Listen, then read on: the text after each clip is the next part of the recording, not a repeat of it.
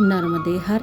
जैसा कि हमें सभी को विदित है कि माँ नर्मदा भगवान शिव की पुत्री हैं और उनके हृदय स्वरूप भाव से प्रकट हुई हैं। और माँ नर्मदा के तट पर अनेक संतों ने अपना ध्यान, साधना, जप, तप आदि करके अलग अलग सदियों में अपने अलग अलग प्रकार के चमत्कार से हम सबको अभिभूत किया है।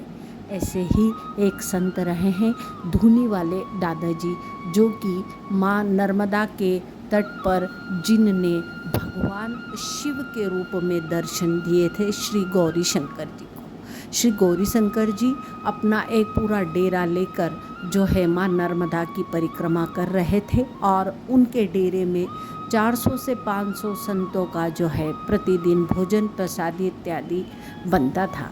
श्री गौरी शंकर जी जो परिक्रमा कर रहे थे, उन्होंने कई बार माँ की परिक्रमा करी और उनके हृदय में यह भाव आया कि मुझे माँ ने अभी तक दर्शन नहीं दिए हैं और भगवान शिव ने जब तक ये मुझे दर्शन नहीं देते मैं ऐसा विचार कर रात्रि में वह माँ नर्मदा में जल समाधि लेने के लिए जैसे ही पहुँचे तो जल जो है उनके पाँव से आगे नहीं बढ़ रहा था और एक बालिका ने आकर उनको उंगली पकड़कर कहा कि बाबा बाहर आ जाओ। तब उन्होंने कहा कि क्या आप माँ नर्मदा हैं? तो उन्होंने माँ नर्मदा के रूप में उन्हें दर्शन देकर और कहा कि आपके डेरे में जो भोजन प्रसादी इत्यादि बनाने का कार्य करते हैं वही भगवान शिव हैं।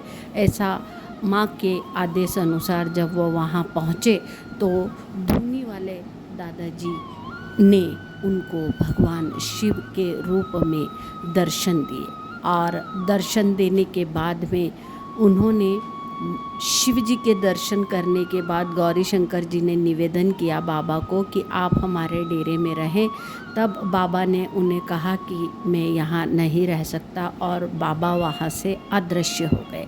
इस तरह बाबा धूनी वाले अनेक चमत्कारों की कहानी प्रत्येक के साथ अलग अलग समय में घटित होती रही है और बाबा के चमत्कार से अंग्रेज भी उस समय बड़े ही अभिभूत थे और उन्होंने अलग अलग प्रकार के वाहन और बाबा को अलग अलग प्रकार से जो है उपहार स्वरूप गिफ्ट दी। वह भी आज आश्रम में संग्रहित करके रखी गई है। बाबा धूनी वाले प्रत्येक व्यक्ति के साथ में उनका एक व्यवहार होता है और उस व्यवहार के तहत आज भी बाबा जो है चमत्कारी स्वरूप में प्रत्येक व्यक्ति को अलग अलग दर्शन देते हैं।